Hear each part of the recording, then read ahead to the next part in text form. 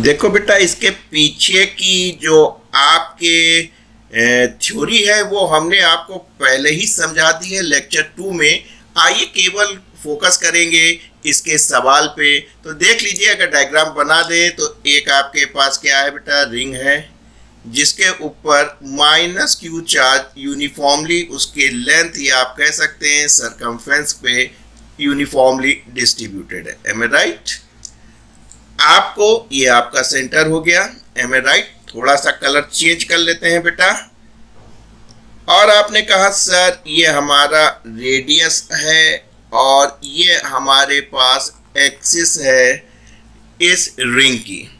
Radius आपको क्या दे रखा है, देखिए आर दे रखा है बेटा। ये इसका सेंटर हो गया।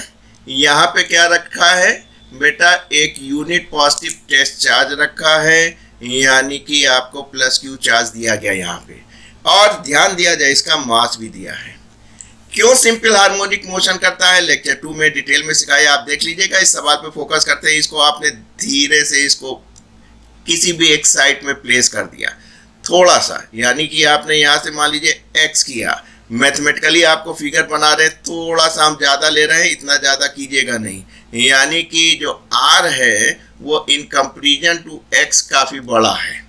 M I right? आपको समझाने के लिए हमने यहाँ पे ले लिया है।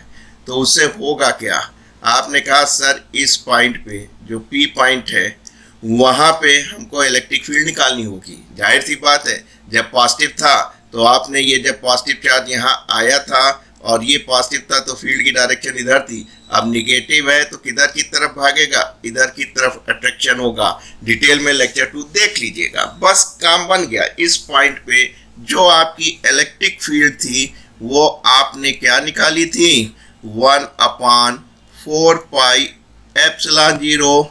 चार्ज वहाँ पे पॉजिटिव था, यहाँ पे निगेटिव था। डिस्टेंस x याद आ रहा बेटा, अपॉन रेडियस का स्क्वायर प्लस डिस्टेंस का स्क्वायर का 3/2।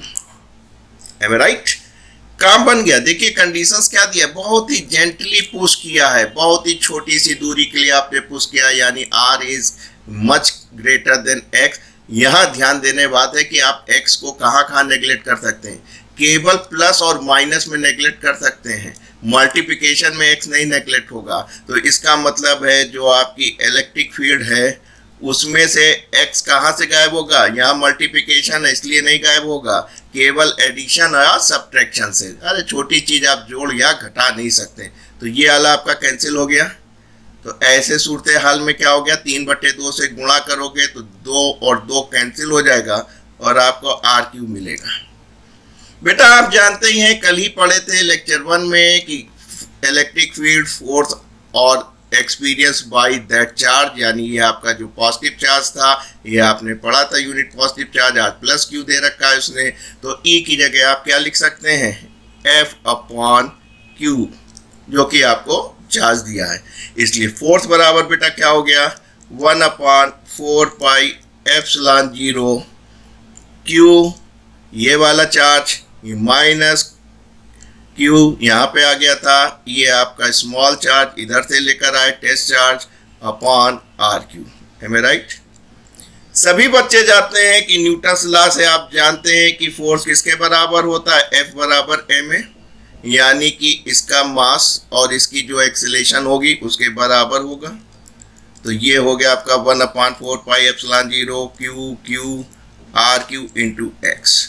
तो एक्सेलेरेशन की इक्वेशन क्या बनी बेटा, -1/4 pi epsilon 0 capital Q ring का चार्ज और ये टेस्ट चार्ज RQ, और साथ में ये मास आप इधर ले आए। फर्स्ट ईयर में SHM था मैकेनिक्स में, आपने देखा था कि अगर acceleration is directly proportional to displacement, यानी बाकी चीज कांस्टेंट होनी चाहिए। देखिए 1/4 पाई एप्सिलॉन 0 कांस्टेंट है, चार्ज भी नहीं बदल रहा, कांस्टेंट है, स्मॉल क्यू भी कांस्टेंट है, रेडियस भी नहीं बदल रहा है रिंग का, मास भी नहीं बदल रहा है आपका। तो जाहिर सी बात है ऐसे सूरत हाल में आपका ये पूरा कांस्टेंट हो गया। तो acceleration is directly proportional to the displacement और साथ में निगेटिव। तो this is condition of SHM। तो आप कह सकते हैं कि पार्ट 1 आपका जो है यहाँ पे प्रूफ हो गया, so that particle execute SHM। तो ये इक्वेशन बता रही है कि पार्टिकल जो है वो एग्जीक्यूट करेगा SHM को। अब आपको क्या निकालना है, जब SHM कर रहा है तो टाइम पीरियड भी निकालना है। टाइम पीरियड आपको मालूम था जब SHM कर रहा था तो उस समय एक्सीलरेशन किसके द्वारा दी जानी थी, omega square into X.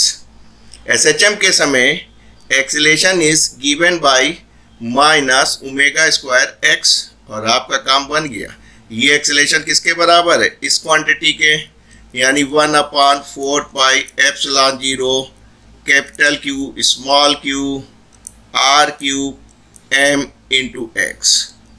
X cancel हो गया, एम कैंसिल हो गया, और आपका काम बन गया। आपने कहा सर अगर ओमेगा आ गया तो हमारा सब कुछ काम हो गया। ओमेगा बराबर क्या हो जाएगा बेटा, अंडर रूट स्क्वायर था ना, 1/4 pi epsilon 0 Q R Q into M. Time period निकालना बहुत आसान है, ओमेगा बराबर 2 पाई बाई टी के, एम राइट।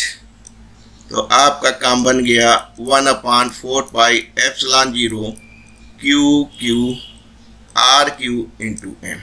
टाइम पीरियड हम बेटा उल्टा कर रहे हैं, डायरेक्ट कर रहे हैं, ये 1/2 पाई होगा, यहाँ पे 2 पाई का गुणा हो जाएगा और ये चीज़ ऊपर चली जाएगी, 4 pi epsilon 0 R Q into M upon capital Q upon Q. ये आपका पार्ट 2 यानी कि टाइम पीरियड निकल आया।